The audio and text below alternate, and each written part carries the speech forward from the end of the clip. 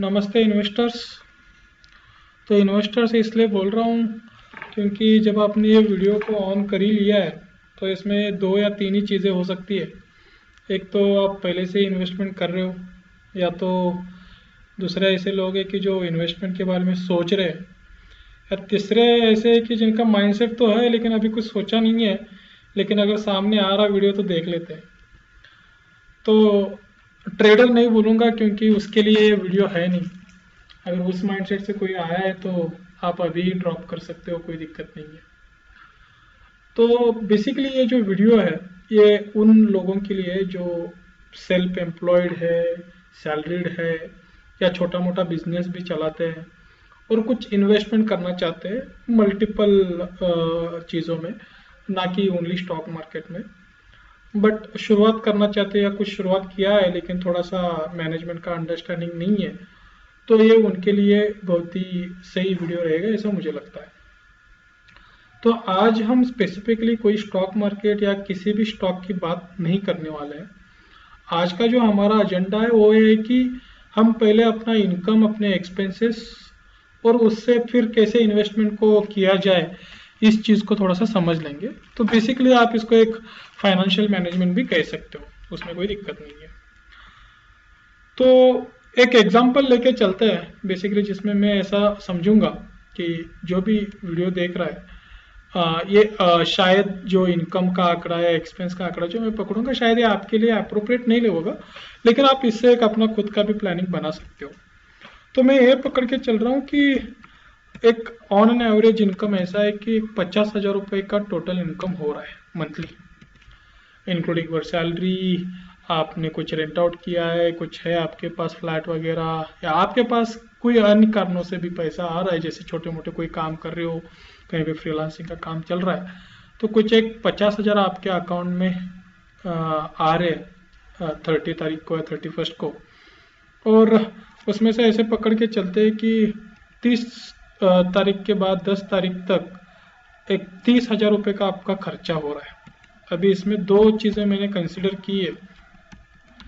जो नए लोग हैं, जैसे कि अभी अभी शुरुआत हुई है नौकरी की, या जो भी काम कर रहे हैं उनके, तो शायद उनका अभी अभी पैसा आ रहा है तो थोड़ा सा खर्चा करने का भी मन रहेगा या कुछ चीज़ें खरीदने की, तो उसके लिए। और जो पुराने लोग हैं जैसे हमारे जैसे कि हो गया है अभी 4-5 साल काम कर रहे हैं, पैसा तो आ रहा है लेकिन कुछ EMI कर लिया है, तभी मालूम नहीं था, तो EMI और ये बाकी के एक्सपेंसेस पकड़ के पैसा जा रहा है। तो इतना जाने के बाद ऑन एन एवरेज एक 20,000 अपने पास बच रहा है महीने का। तो इतना कुछ ना कुछ बच रहा है, इसलिए तो आप सोच रहे हो ना कि कुछ करें इन्वेस्टमेंट का। तो ये जो बच रहा है तो इससे कैसे करें, क्या करें, यही हमें आज समझना है। तो ये किसके लिए ये अमाउंट कम भी हो सकता है, जैसे कि मेरी आमदनी पकड़ चलो कि महीने का 30,000 आ रहा है और उसमें से 20,000 जा रहा है, तो मेरे पास 10,000 बच रहा है। तो ऐसा रह सकता है, हर एक के लिए अलग अलग हो सकता है। तो आप उसके हिसाब से कर लेना। जो भी बच रहा है उसमें से आपको दो चीज़ें करनी है। एक पहली चीज़ है 50% जो अमाउंट इसमें से रहेगी वो आपको डालनी है आपके सेविंग अकाउंट में, तो ये 10,000 बनेगा। दूसरा ऐसा है कि जो बाकी का 50% बच रहा है उसको आप डाल दो आपके डीमैट अकाउंट में।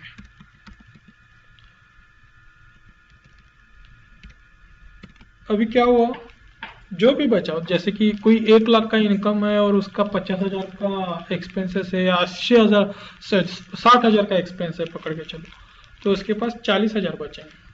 तो स्ट्रेट फॉरवर्ड कैलकुलेशन है कि 50% लाइक 20,000 आपको आपके सेविंग अकाउंट में डालना है और 20,000 आपको डिमेट अकाउंट में डालना है। तो इससे होगा क्या, ऐसा क्यों करना है ये भी समझ लेते हैं। एक साल का भी अगर कैलकुलेशन पकड़ के चले ऑन एन एवरेज, तो एक साल का आपका सेविंग अकाउंट में 1,20,000 बनेगा। शायद कम होगा क्योंकि सेविंग अकाउंट तो सेविंग अकाउंट है, इमरजेंसी के लिए, इसके लिए हम इसी से ही फंड उठाएंगे। और डिमैट अकाउंट जो है उसमें भी 1,20,000 जो आप डाल रहे हो वो मैं पकड़ के चल रहा हूँ, तो वो उतना अमाउंट बनेगा। तो अभी दो चीज़ें हैं इसमें थोड़ा सा ध्यान में रखना। आपके पास मैं ऐसा पकड़ के चल रहा हूँ कि कम से कम 2 अकाउंट होने चाहिए, 3 होंगे तो उससे भी अच्छा है। उसके बारे में भी बात करेंगे बाद में, शायद आने वाले वीडियोस में। लेकिन ये दिमाग में रखना कि मिनिमम 2 अकाउंट्स आपके पास होना चाहिए। अगर आप एम्प्लॉयड हो तो एक सैलरीड अकाउंट होना चाहिए और एक अनदर सेविंग अकाउंट होना चाहिए।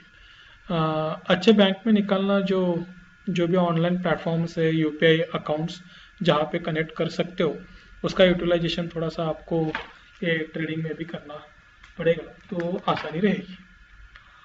तो अभी करेंगे क्या हम, ये तो हमने हर महीने आदत लगा ली कि एक एक संडे निकाल लिया, जैसे ही महीना ख़त्म होता है पैसा आता है, एक्सपेंस होता है, एक फर्स्ट संडे या सेकंड संडे पकड़ के चलो थोड़ा सा बैठ ले और एक कर लिया और उस अकाउंट में पैसे डाल दिए।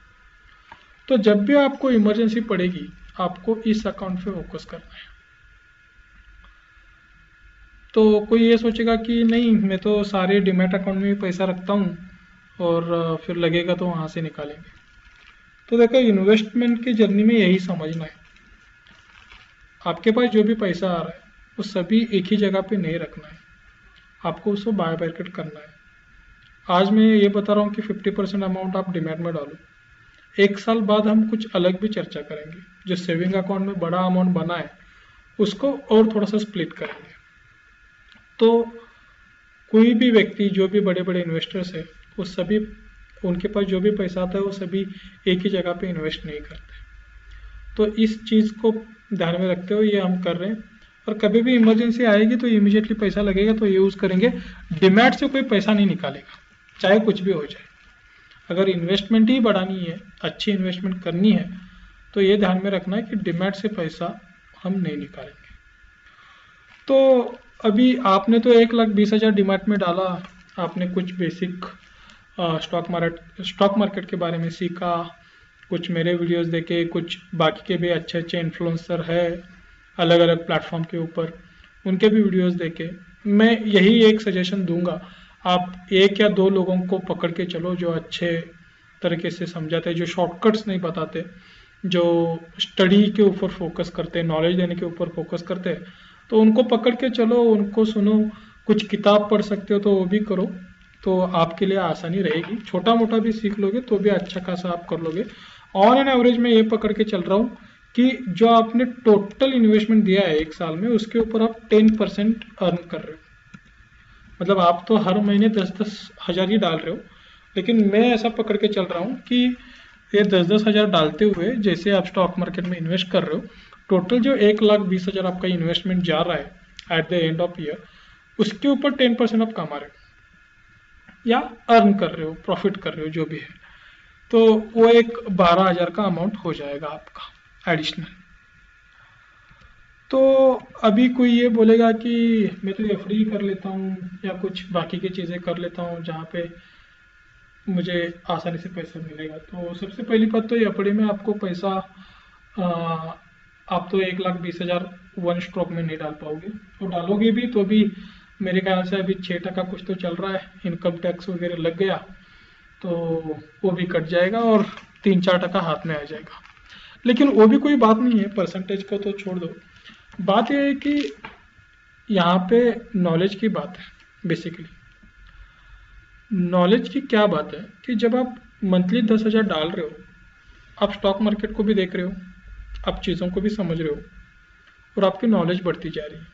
पैसा भी बढ़ रहा है लेकिन नॉलेज भी बढ़ रही है, जो आपको एफडी में नहीं होगा।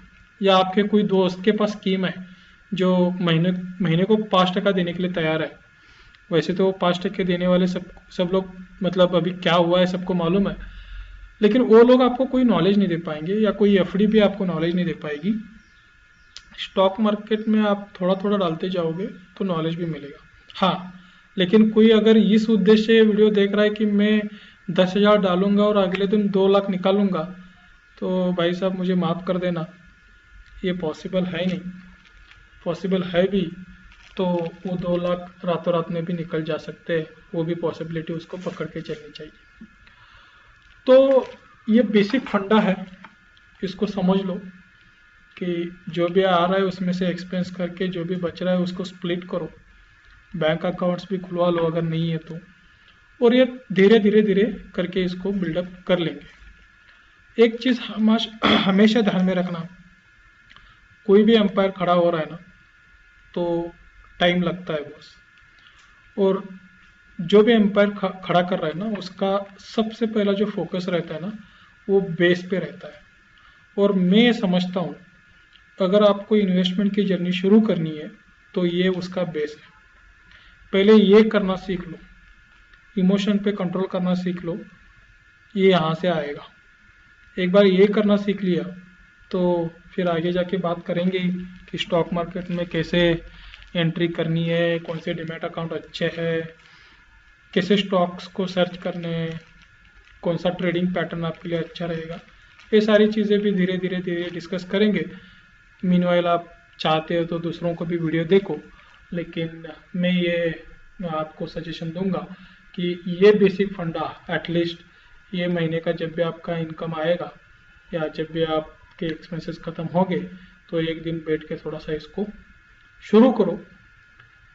2 महीना, 3 महीना, 6 महीना करके देखो, उसके बाद आपको लगेगा कि आप सही ट्रैक में जा रहे हो। तो यही है दोस्तों, तो शुरुआत करो, फिर अगले वीडियो में मिलेंगे, कुछ बेसिक्स ऑफ स्टॉक मार्केट के बारे में डिस्कस करेंगे, जिसमें समझेंगे कि क्या स्टॉक मार्केट है, कि डूबना है, ऊपर आना है, वो भी थोड़ा सा समझ लेंगे। तो ख्याल रखना खुद का, फैमिली का भी, और अपने आने वाले और जाने वाले दोनों तरफ के पैसे का भी। तो मिलते हैं। Thank you so much.